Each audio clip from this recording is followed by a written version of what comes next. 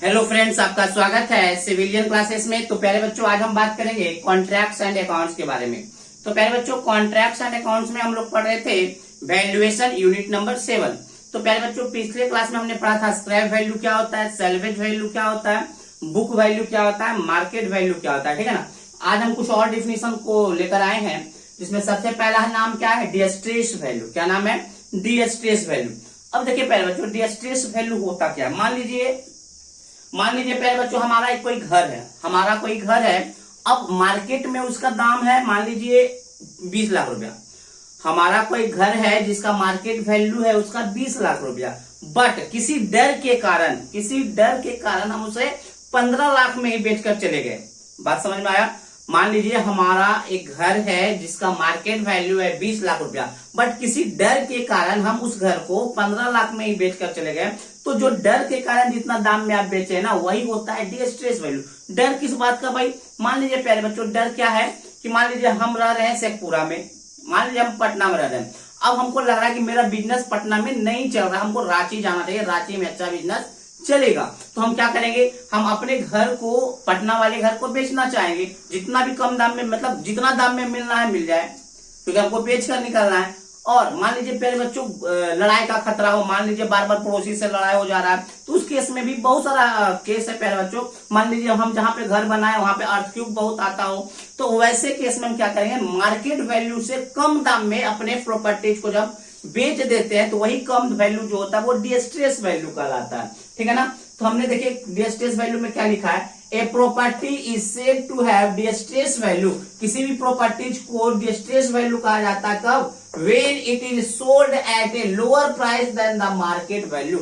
अगर आप किसी प्रॉपर्टीज को मार्केट वैल्यू से कम दाम में बेच दीजिएगा, हमने क्या बोला, जब अपने प्रॉपर्टीज को मार्केट वैल्यू से कम दाम में आप बेच दीजिएगा, तो वही कम दाम आपका कहलाएगा डिस्ट्रेस वैल्यू। ठीक है ना।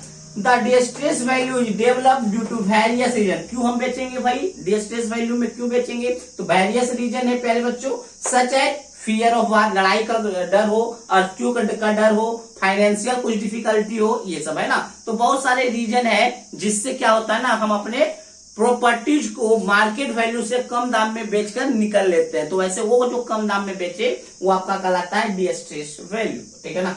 चलिए अब हम बात करेंगे, डिस्ट्रेस वैल्यू समझ में आ गया होगा प्यारे बच्चों, है ना। हमने क्या बोला फिर से सुनिए, अगर हम किसी प्रॉपर्टी को मार्केट वैल्यू से कम दाम में बेच देते हैं, तो वही वैल्यू क्या कहलाता है, डिस्ट्रेस वैल्यू। कम दाम में हम क्यों बेच देते हैं प्यारे बच्चों, तो किसी प्रकार का डर होता है। मान लीजिए कि पड़ोसी से बार बार लड़ाई हो रहा है, वो भी एक तरह का डर है। मान लीजिए प्यारे बच्चों, जहां पे हम घर बनाए वहां पे बार बार अर्थक्वेक आ रहा है, तो वो भी एक तरह का डर है। मान लीजिए प्यारे बच्चों, हम क्या बोल सकते हैं, फाइनेंशियल डिफिकल्टी। मान लीजिए प्यारे बच्चों, जहां पटना में मेरा घर है, लेकिन हम पटना में अपना इनकम नहीं कर रहे हैं, इनकम नहीं कर पा रहे, तो क्या करेंगे, हम रांची में कर सकते हैं लेकिन पटना में नहीं कर पा रहे हैं, तो हम क्या करेंगे, पटना वाले घर को बेचकर रांची चले जाएंगे। तो ये सब बहुत सारे रीजन होता है कि जो कम दाम में मार्केट वैल्यू से बेचने का, है ना। चलिए अब हम देखेंगे मोनोपोली वैल्यू। नाम सही लग रहा है, मोनोपोली वैल्यू। मोनोपोली का मतलब क्या होता है प्यारे बच्चों, सोच। मान लीजिए प्यारे बच्चों, पटना में ही सेम घर है, दो तरह का सेम घर है। एक मान लीजिए आपका डाक बंगला चौराहा पर है, और एक मान लीजिए आपका कहाँ बोल सकते हैं, थोड़ा अंदर में अगम कुआं में है।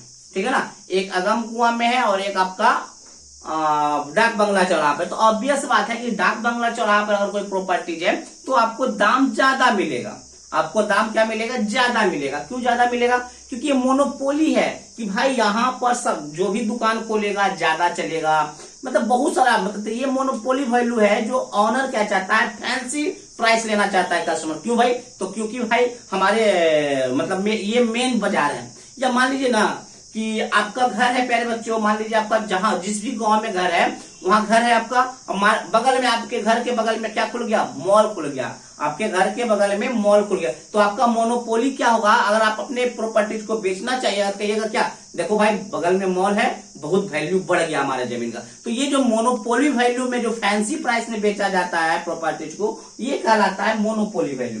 देखिए हमने क्या बोला, इन सम केसेस, कहीं कहीं क्या होता है ना, the property passes certain advantage with respect to adjoining property due to. देखिए कुछ प्रॉपर्टीज को कुछ एडवांटेज हो जाता है बगल वाले एडजॉइनिंग प्रॉपर्टीज के कारण। जैसे हमारे घर के बगल में मान लीजिए मॉल खुल गया हमारे घर के बगल में, मान लिया रेलवे स्टेशन बन गया, हमारे घर के बगल में कुछ भी कुछ ऐसा बन गया जो मतलब उस प्रॉपर्टीज का फायदा मेरे प्रॉपर्टीज में आ रहा, उसके बनने के कारण मेरे प्रॉपर्टीज का दाम बढ़ गया, अब उसको बेचेंगे तो फैंसी प्राइस लेंगे अपने प्रॉपर्टीज का, तो यही वैल्यू क्या कहलाएगा, मोनोपोली वैल्यू कहलाएगा।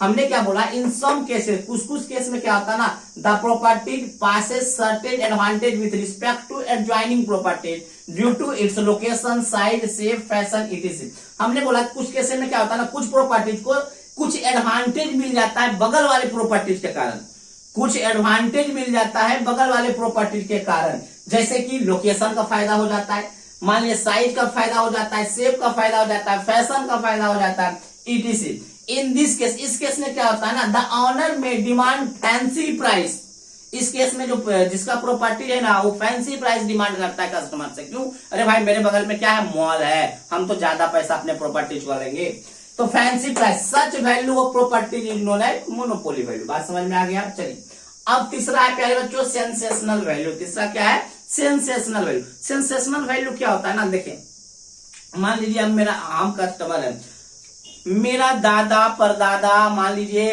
इस बिल्डिंग में, जिस बिल्डिंग में हम ये क्या कहते हैं वीडियो बना रहे, इस बिल्डिंग में मेरे दादा परदादा सब कोई रहते थे, लेकिन किराया पे रहते थे। किस पे रहते थे, किराया पे रहते थे। मान लीजिए जिस बिल्डिंग में अभी हम वीडियो बना रहे हैं उस बिल्डिंग में मेरे दादा परदादा पापा सब रहते हैं, ठीक है ना, बट किराया पे रहते थे। अब हम, मेरा क्या सोच होगा कि हम इस बिल्डिंग को खरीद ले। क्यों, क्योंकि ये मेरा सेंसेशनल है, माइंड का है ना, इससे मेरा इमोशनल जुड़ा हुआ है, इससे मेरा क्या जुड़ा हुआ है, इमोशनल जुड़ा हुआ है। बात समझ में आया, सेंटिमेंट जुड़ा हुआ है। तो सेंटिमेंट के कारण इस प्रॉपर्टीज का दाम हम थोड़ा बढ़ाकर भी दे सकते हैं। क्यों, क्योंकि इस प्रॉपर्टीज के साथ मेरा सेंटिमेंट जुड़ा हुआ है। तो अगर सेंटिमेंट किसी प्रॉपर्टीज के साथ जुड़ा हुआ है और उसका आप हायर वैल्यू दे रहे हैं तो वही वैल्यू आपका कहलाएगा सेंसेशनल वैल्यू। देखिए when a property sold or brought at higher value, किसी प्रॉपर्टीज को आप बेच रहे हैं या खरीद रहे हैं हायर वैल्यू पर then the market value, market value के तुलना में आप थोड़ा सा ज्यादा प्राइस दे रहे हैं due to playing of sentiment in the mind of customer. Customer के सेंटिमेंट मतलब कस्टमर के माइंड का सेंटिमेंट मतलब उसका सेंटिमेंट को देखते हुए आप क्या कर रहे हैं, ज्यादा प्राइस ले रहे हैं मार्केट वैल्यू से, तो वही वैल्यू, वही हायर वैल्यू क्या कहलाता है, सेंसेशनल वैल्यू। वही higher, the higher value of property is called sensational value. बात समझ में आया। हमने क्या बोला, अगर कस्टमर का सेंटिमेंट जुड़ा हुआ है किसी प्रॉपर्टीज को और उसे आप मतलब वो ज्यादा प्राइस में खरीद लेता है उस प्रॉपर्टीज को, तो वही हायर वैल्यू क्या कहलाता है, सेंसेशनल वैल्यू कहलाता है। बात समझ में आ गया। चलिए अब हम बात करेंगे पहले बच्चों स्पेकुलेटिव वैल्यू के बारे में। क्या इसके बारे में, स्पेकुलेटिव वैल्यू। देखिए पहले स्पेकुलेटिव वैल्यू क्या कहते हैं, किसको कहते हैं, ये दलाल समझते हैं, जमीन का दलाल आप लोग समझते होंगे, जो जमीन को खरीद बिक्री करता है ना। तो देखिए पहले जो जमीन का दलाल क्या करता है ना, देखा क्या कि उसके दिमाग में पहले ही से चल जा रहा है कि देखो इधर से रोड जाएगा, अच्छा तो रोड जाएगा तो इसका कीमत, इस जमीन का कीमत बढ़ जाएगा, इधर से रोड जाएगा तो जमीन का कीमत बढ़। तो क्या करता है ना, जैसे ही पता चलता है कि यहाँ से रोड जा रहा है, वाटर लाइन जा रहा है, तो वहां के अगल बगल के जमीन को खरीद लेता है। क्या करता है, कम दाम में खरीद लेता है। कितने दाम में, कम दाम में खरीद लेता है। और जैसे ही रोड बन गया, डेवलप्ड कर गया, वाटर लाइन बिछ गया, तो क्या करता है, अब उसी प्रॉपर्टीज को ज्यादा दाम में बेचेगा। बात समझ में, प्रॉफिट करके बेचेगा। तो वही जो प्रॉफिट करके बेच रहा है ना, वो क्या कहलाता है, स्पेकुलेटिव वैल्यू। और याद रखिएगा स्पेकुलेटिव वैल्यू में जो दलाल है ना, वो अपना कोई भी खर्चा नहीं किया, सिर्फ जमीन लेके रख लिया। क्यों जमीन लेके रखा, देखा कि भाई बगल से रोड निकलने वाला है, बगल से वाटर लाइन निकलने वाला है, बगल से रेलवे लाइन निकलने वाला, तो क्या करता है, उसके दिमाग में बैठ गया दलाल के बगल में दिमाग में कि भाई इसका दाम तो बढ़ने वाला है, तो पहले से कम दाम में खरीद लेगा उस जमीन को। और जैसे ही रेलवे स्टेशन, रोड या वाटर लाइन बिछ गया ना, तो क्या करेगा, अपना प्रॉफिट लेके बेच देगा। तो वही प्रॉफिट वाला दाम क्या कहलाएगा, स्पेकुलेटिव वैल्यू। देखिए हमने क्या लिखा, there are certain purchaser who purchase the property at low price. यहाँ पे परचेजर का मतलब दलाल समझिएगा। देयर आर सर्टेन परचेज मतलब कुछ ऐसे दलाल होते हैं जो प्रॉपर्टीज को कम दाम में परचेज कर लेते हैं। बात समझ में आया। वैसे कुछ परचेजर होते हैं जो प्रॉपर्टीज को कम दाम में परचेज कर लेते हैं। दे परचेज दैट प्रॉपर्टी, वह जो परचेजर है ना वैसे प्रॉपर्टीज को परचेज करता है where a proposal to construct road, water line etc. वैसा वो जो दलाल है ना वैसे ही प्रॉपर्टीज को क्या करता है, परचेज करता है जहां से कि रोड लाइन जा रहा है, वाटर लाइन जा रहा है ना। These purchaser sell the property again. अब वो दलाल क्या कर रहा है ना, उस प्रॉपर्टीज को अगेन बेच रहा है, again at a profit at short period without spending any amount on till development. अब वो क्या कर रहा है, परचेजर मतलब दलाल क्या कर रहा है, उस प्रॉपर्टीज को बेच रहा है एकदम कम, मतलब आज खरीदा है 2 साल 3 साल में रोड बन गया, 2 साल 3 साल में बेच दिया, तो बहुत ही शॉर्ट पीरियड है। तो शॉर्ट मतलब कम ही पीरियड है, मतलब कम ही ड्यूरेशन में क्या करता है, कम ही टाइम के बाद क्या करता है, उसको बेच देता है विदाउट स्पेंडिंग एनी अमाउंट। कोई भी वो अमाउंट दलाल खर्चा अपने जमीन पर नहीं किया ऑन टिल डेवलपमेंट, बस इंतजार किया उसके डेवलपमेंट होने तक। The purchase of such property by purchaser at low price is known as, जो कम दाम में खरीदा ना दलाल, वही कम दाम वाला, एक्चुअली कम दाम वाला जो खरीदा वही कम दाम क्या कराएगा, स्पेकुलेटिव वैल्यू। बात समझ में आ गया होगा पहले। जो डिस्ट्रेस वैल्यू क्या होता है, डिस्ट्रेस वैल्यू अगर मार्केट वैल्यू से कम दाम में किसी प्रॉपर्टीज को बेचा जाए तो उसको डिस्ट्रेस वैल्यू कहते हैं। मोनोपोली वैल्यू क्या होता है, एडजॉइनिंग बगल वाले प्रॉपर्टी के कारण मेरा प्रॉपर्टीज का दाम अगर बढ़ जाता है तो वह वैल्यू कहलाता है मोनोपोली वैल्यू। सेंसेशनल वैल्यू क्या होता है ना, अगर किसी प्रॉपर्टीज का सेंटीमेंट जुड़ा हो और उस प्रॉपर्टीज को हायर दाम में खरीदा जाए तो उसको कहते हैं सेंटीमेंट सेंसेशनल वैल्यू।